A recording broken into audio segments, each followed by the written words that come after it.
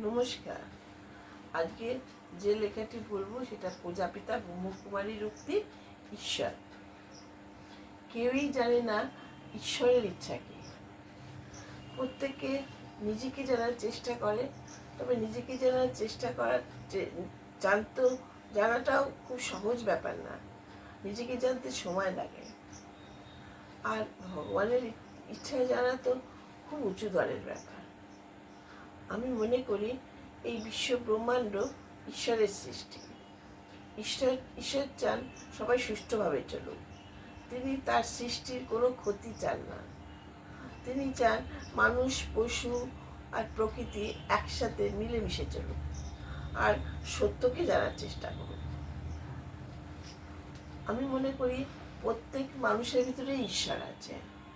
প্রত্যেক মানুষ তার ভালো গুণগুলো যদি প্রকাশ করে, তাহলেই ঈশ্বরের ইচ্ছা পূরণ করা হয়।